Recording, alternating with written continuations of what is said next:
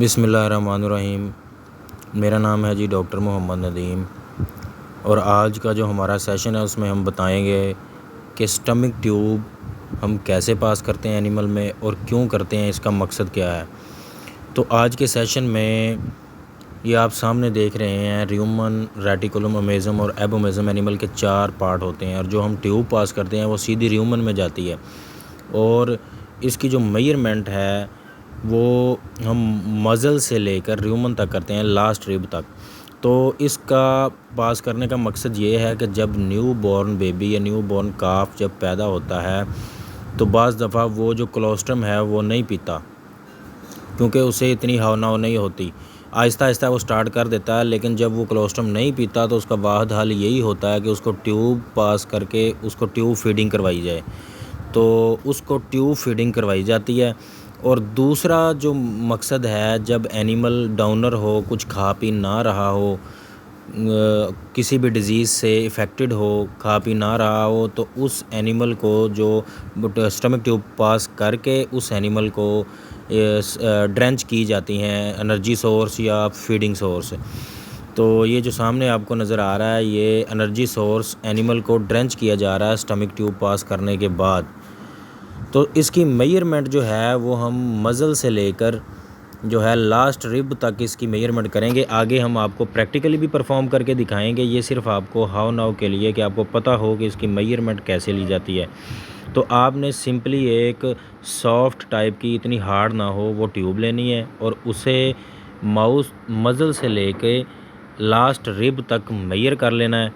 उसके बाद उसकी लुब्रिकेशन करनी है आपने लिक्विड पैराफिन के साथ या किसी भी ऑयल के साथ जो कि टॉक्सिक ना हो, तो ताकि वो जो एनिमल की एसोफेगस है, खुराक की नाली है, उसमें ज़ख़म ना करे, अल्सर ना करे। तो उसके बाद आपने जो स्टमक ट्यूब है उसे आहिस्ता आहिस्ता स्वेलिंग रिफ्लेक्स के ज़रिए, जैसे जैसे एनिमल माउथ को हिलाएगा, स्वेलो करेगा, किसी चीज़ को निगलने की कोशिश करता है जैसे एनिमल, वैसे वैसे आपने ट्यूब जो है उसको पास करते जाना है। तो ट्यूब के पास करने में आपको यही इंस्ट्रक्शन है कि आपने जो ट्यूब है उसको स्वेलिंग रिफ्लेक्स के साथ साथ आपने पास करना है, ज़ोर आजमाई नहीं करनी, नहीं तो जो एसोफेगस है वो रप्चर हो जाएगा और एनिमल जो है वो ऑफ फीड हो जाएगा। तो इससे एसोफेजियल फिस्चुला भी बन सकता है, एसोफेजियल ऑब्स्ट्रक्शन भी हो सकती है। तो इन चीज़ों से बचने के लिए आपने स्वेलिंग रिफ्लेक्स के साथ साथ आपने स्टमक ट्यूब को पास करना है। तो आज हम प्रैक्टिकली आपको परफॉर्म करके दिखाएंगे कि एनिमल में स्टमक ट्यूब कैसे पास करते हैं। तो एनिमल में सबसे पहले स्टमक ट्यूब की मेजरमेंट लेनी है आपने। तो इसकी मेजरमेंट जो है एनिमल की मज़ल से लेके लास्ट रिब तक इसकी मेजरमेंट है। उसके बाद जो जितनी ट्यूब बाहर है उसको आपने बाहर रखना है, उसे अंदर ज़बरदस्ती नहीं धकेलना, ताकि जो र्यूमन है या स्टमक है एनिमल का वो उसमें इंजरी ना आए।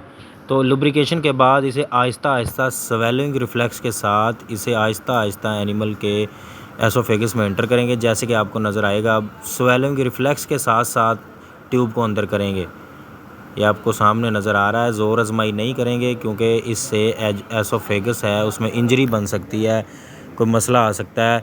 इससे बचने के लिए आपने जो है वो आहिस्ता आहिस्ता स्वेलिंग रिफ्लेक्स के साथ साथ आपने जो ट्यूब पास करनी है, ये हमने उतनी ट्यूब बाहर छोड़ दी है जितनी कि हमने मेजरमेंट की थी। उसके बाद इसको डायग्नोज़ करने के कई मेथड हैं कि स्टमक ट्यूब है जो वो स्टमक में गई है ना कि लंग्स में गई है। इससे आपने डायग्नोज़ करने के लिए ये देखें, ये स्टमक से मिल्क जो है वो बाहर आ रहा है। तो ये क्लियर कट जो है वो बता रही है चीज़ कि जो ट्यूब है वो स्टमक में गई है। उसके बाद आप स्मेल भी कर सकते हैं ट्यूब को कि ट्यूब स्टमक में गई है या लंग्स में गई है। उसके बाद तीसरा जो मेथड इसको डायग्नोज़ करने का, वो आपने सबसे पहले ट्रेकिया आएगी, उसके ऊपर एसोफेगस पड़ा होता है और उसके ऊपर जुगुलर वेन होती है। तो आप जब एसोफेगस को दबाएंगे, नॉर्मली दबाएंगे तो एसोफेगस दब जाएगा, लेकिन जब उसमें ट्यूब होगी, स्टमक ट्यूब होगी, तो वो नहीं दबेगा, उसमें हार्ड चीज़ आपको जो फील होगी पल्पेशन के दौरान। तो इस तरह आप पल्पेट करके भी डायग्नोज कर सकते हैं कि जो ट्यूब है वो एनिमल के एसोफेगस में गई है या उसके ट्रेकिया में गई है। तो ये इन चीज़ों का आप ख्याल रख सकते हैं कि ट्यूब जो है वो एनिमल के एसोफेगस में गई है, ट्रेकिया में गई है।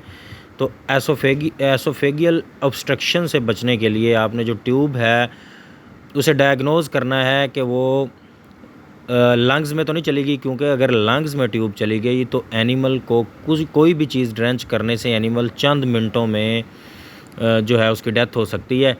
तो इससे बचने के लिए आपने सबसे पहले डायग्नोज करना है। थैंक यू, खुदा हाफिज़।